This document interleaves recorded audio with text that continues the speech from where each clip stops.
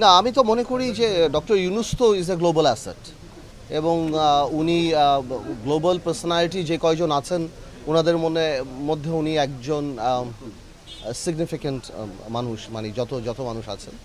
তো I am sure যে India আর বাংলাদেশের যেই দ্বিপাক্ষিক আলোচনা হলো বা যেই আলোচনাই হলো, আমি পজিটিভলি দেখি এবং আমি মনে করি যে হেড অফ স্টেটের এই দুই হেড অফ স্টেটের যে আলাপ আমাদের দেশের জন্য ভালো কিছুই নিয়ে আসবে। আর বেশ কয়েকটা গুরুত্বপূর্ণ ব্যাপারেই আলাপ হয়েছে দেখলাম আমরা। তো আমি যে কোনো ধরনের এই ধরনের আন্তর্জাতিক ক্ষেত্রে যে দ্বিপাক্ষিক আলোচনা আমি পজিটিভভাবেই দেখি। দেখুন, আমি মনে করি আমরা আগেও যে বলে আসছি, এখনই তাই বলে আসছি, এই ইউনূস সাহেবের সরকার একটা বিপ্লবের সরকার, গণঅভ্যুত্থানের সরকার। এটা জনগণের ভোট দ্বারা নির্বাচিত সরকার না, তবে জনগণের সরকার। এবং আমরা সবাই এই সরকার যাতে ফেইল না করে এবং এই সরকারের পাশে দাঁড়ানোর অঙ্গীকার আমাদের প্রথম দিন থেকেই। এবং আমরা প্রথম দিন থেকেই বলে আসছি যে সংস্কার প্রয়োজন, তবে বড় সংস্কারগুলি আমি মনে করি যাতে করে জনগণের প্রতিনিধি যারা তাদের মাধ্যমেই হয়। তো আমরা সেভাবেই ইউনূস সাহেবকে সাহায্য করে যাচ্ছি এবং বা তার পাশে আছি। এবং ইউনূস সাহেব বারবারই বলছেন, আমরা শুনছি যে ডিসেম্বরে হবে কিংবা ডিসেম্বর থেকে জুনের মধ্যে হবেন, যদি বড় বড় রাজনৈতিক দলদের সাথে একমত হয়।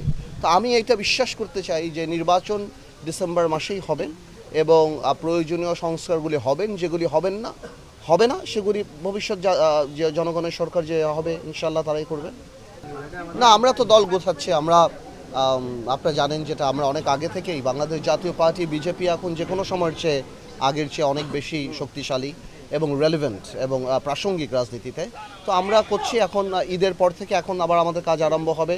ঢাকাতে আসনগুলি বা অন্যান্য যে আসন, আমরা হয়তো জুন মাস থেকে আসন ভিত্তিক আলাপ আলোচনায় যাব বা ক্যান্ডিডেট নিয়ে আমরা বেশি কনসেন্ট্রেট করব।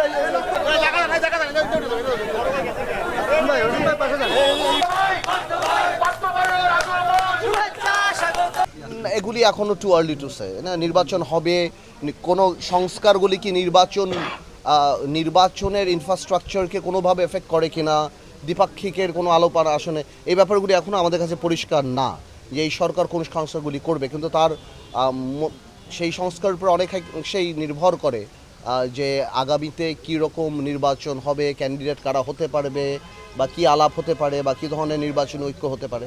তো আমার মনে হয় আরেকটু সময় লাগবে।